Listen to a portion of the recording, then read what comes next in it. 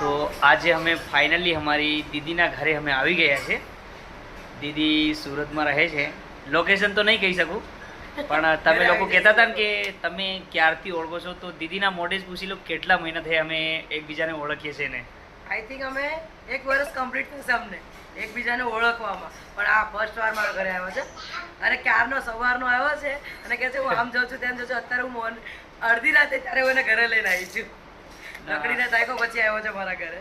તો પહેલી વાત તો દીદીના વિડીયો તો તમે બધા જ લોકોએ જોયા હશે, અને આપણા દાહોદના જેટલા બી ક્રિએટર છે એ લોકોને ખબર છે કે દીદી કેવા વિડીયો બનાવે છે, એકદમ મજેદાર. અને આપણી દીદીના હું ઘરે આવ્યો છે અને એમનો બહુ સારો સ્વભાવ છે, અને અમે તો મળતા રહ્યા, બીજી વાર મળી ગયા છે, પણ બહુ મજા આવ્યો છે. તો દીદી શું કહેવા માંગો દાહોદના ફેન ફોલોઈંગ માટે? જેમ આવ્યો ને એમ તમે બધા બી આવી શકો છો મારા ઘરે, એવું કોઈ ઇશ્યુ નથી.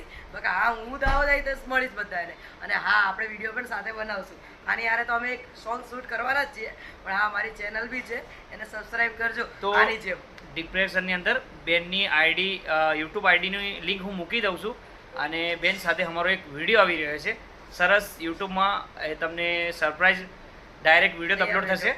અને બીજી વાત એ છે કે દીદીના જે ખુદના વોઇસથી વિડીયો બનાવે કેટલા સુંદર હોય, એકદમ એટીટ્યુડ અને મજબૂત મારી જેમ.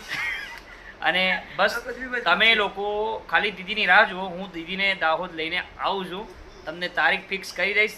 જ્યારે પણ દીદી દાહોદ આવશે તો હું તમને પહેલાં વિડીયો દ્વારા બતાવી દઈશ કે દીદી આવે છે આપણા દાહોદમાં. તો આપણા જેટલા બી દાહોદના દીદાના ફેન ફોલોઈંગ છે એ પ્યાર આપત તૈયાર રહેજો. જલ્દીથી દીદીને હું આપણા દાહોદમાં લઈને આવીશ. અને અત્યારે અમે સુરત છે, દીદીના ઘરે આવ્યા. બહુ સારો એમનો સ્વભાવ છે અને મજા આવી ગયો. અને મળીશું આપણે દાહોદમાં દીદી સાથે જરૂરથી.